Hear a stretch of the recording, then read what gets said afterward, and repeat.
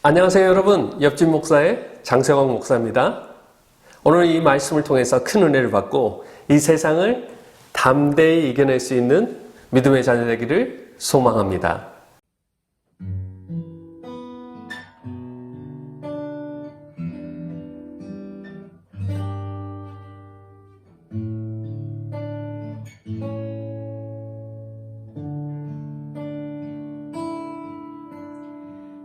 세상을 살아가는 동안에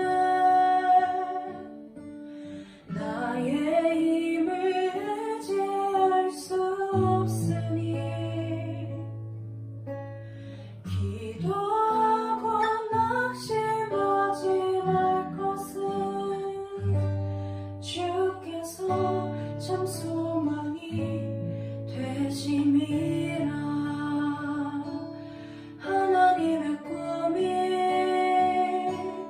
나의 비전이 되고 예수님의 성품이 나의 인격이 되고 성령님의 권능이 나의 능력이 되길 원하고 바라고 기도합니다.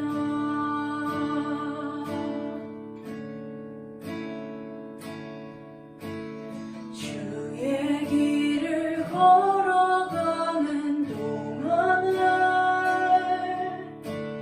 세상에 거느지할 수 없으니 감사하고 낙심하지 말 것은 주께서 참 기쁨이 되심이라. 하나님의 꿈이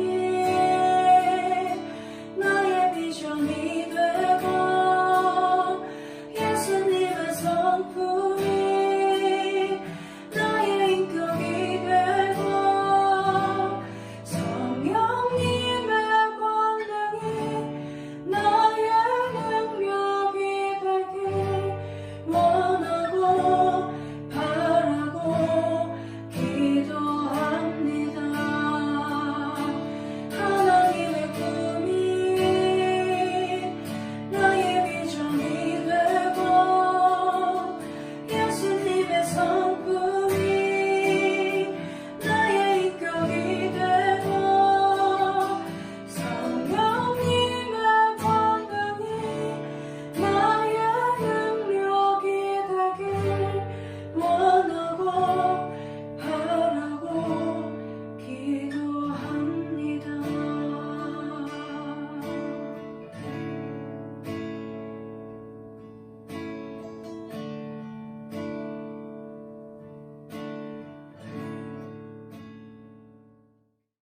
오늘 하나님 말씀은 마태복음 13장 24절에서 30절에 있는 말씀입니다. 오늘 하나님의 말씀은 마태복음 13장 24절부터 30절에 있는 말씀입니다.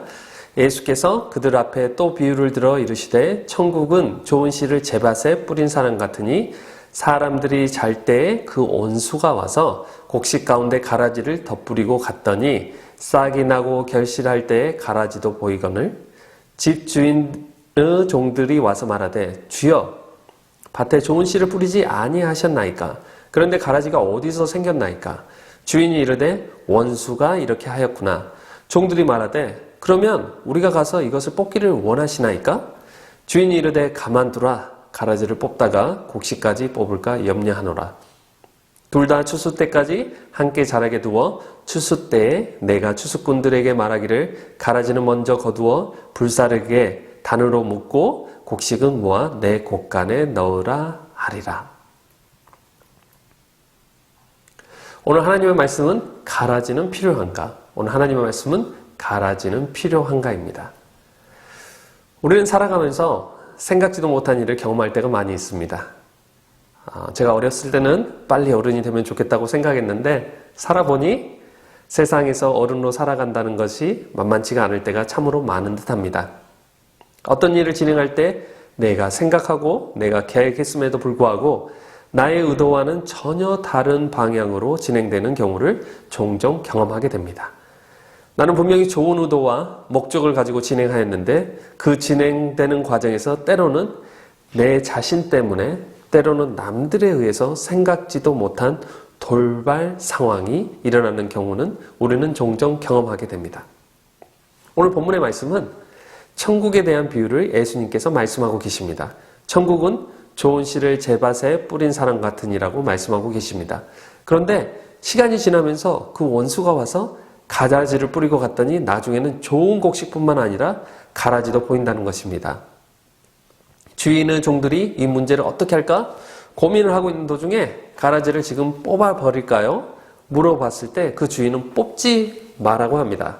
그 이유는 무엇입니까? 바로 곡식까지 뽑힐 수 있기 때문이라고 말합니다. 그래서 시간이 지난 후에 가라지는 먼저 거두어 불사르게 단으로 묶고 곡식은 모아 곡간에 넣는다고 말씀하고 계십니다. 바로 좋은 씨는 바로 하나님의 말씀이고 자신의 소유한 곳에 그것을 뿌렸다는 것은 자신의 마음에 뿌렸다는 의미로 해석할 수 있을 것 같습니다. 그런데 그 마음에 악한 씨앗, 하나님의 말씀이 아닌 다른 것들이 우리 마음에 뿌려집니다. 그것은 어쩌면 우리가 거부할 수 없는 것들일 수도 있습니다. 자신의 생각, 욕심, 현실에서 만족하기 위한 것들, 이러한 것들이 우리 마음에 함께 있음으로 해서 하나님의 말씀이 들어갈 수 없게, 하나님의 말씀대로 살아갈 수 없게 만드는 것입니다.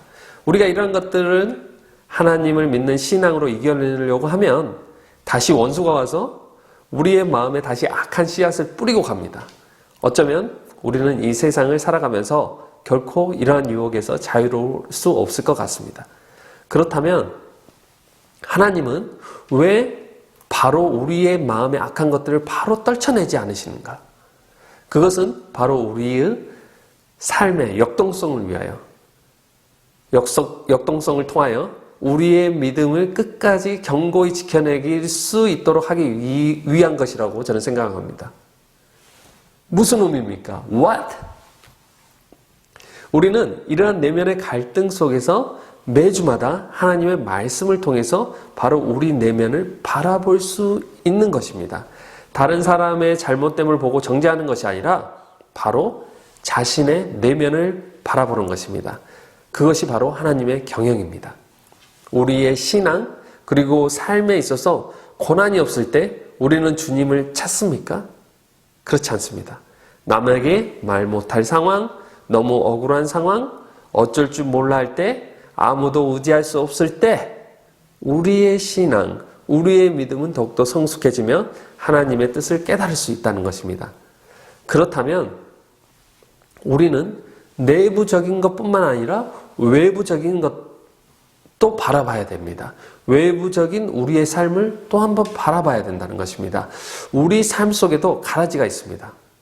나의 직장이 될 수도 있고 나의 친구가 될 수도 있고 내 동료가 될 수도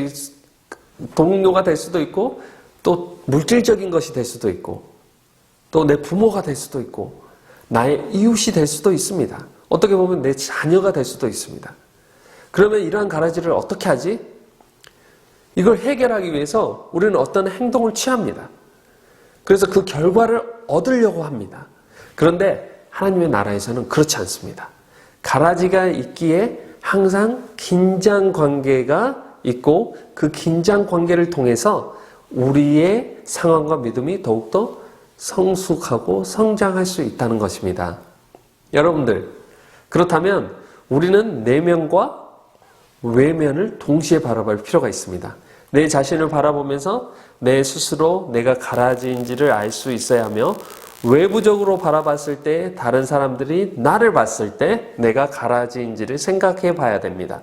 이러한 가라지를 가지고 살아가는 우리에게 필요한 분은 누구십니까? 바로 예수 그리스도이십니다. 내 인생의 주인공은 누구입니까?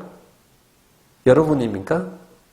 자기 자신입니까? 아니면 주변 사람들에 의해서 움직여지는 사람입니까? 여러분, 내 주인은 바로 예수 그리스도입니다. 우리는 마지막에 주님의 심판대에 가게 됩니다. 이 부분은 누구도 피할 수가 없습니다. 그렇다면 현재의 성공이 성공입니까? 아니면 현재의 실패가 실패입니까? 현재의 내 모습이 진정한 내 모습입니까? 우리는 마지막 때에 믿음의 선한 싸움을 싸우고 하나님 나라에 모두 들어가야 될 줄로 믿습니다. 그렇다면 제가 처음 언급한 돌발 상황, 어려움, 유혹 이런 것들은 가라지가 필요한 겁니까? 우리가 이 질문에 대해서 대답을 할 수 있을 거라고 저는 생각을 합니다. 우리에게 가라지는 필요하며 그 가라지를 통하여 우리는 마지막 그 순간까지 우리의 신앙을 지켜내고 그 신앙을 통하여 하나님 나라를 이뤄갈 수 있는 믿음의 자녀가 될 수 있기 때문입니다. 디모데전서 6장 12절에 이러한 말씀이 있습니다. 믿음의 선한 싸움을 싸우라 영생을 취하라 이를 위하여 내가 부르심을 받았고 많은 증인 앞에서 선한 증언을 하였도다. 기도하겠습니다. 사랑하는 하나님 아버지 감사합니다. 오늘 말씀을 통하여 우리가 어떻게 살아가야 될지 외면적인 것뿐만 아니라 내면적인 것도 다시 한번 돌아볼 수 있는 시간을 허락하여 주시옵소서. 우리가 마지막 때 주님을 향한 마음을 가지고 주님의 말씀을 가지고 살아갈 수 있는 믿음의 자녀들 될 수 있도록 주여 도와주시옵소서. 이제는 우리 주 예수 그리스도의 은혜와 하나님의 극진하신 사랑과 성부 성자 성령 교통감화하심이 오늘 이 영상을 보는 모든 자들 가운데 함께하기를 축원하옵나이다. 아멘.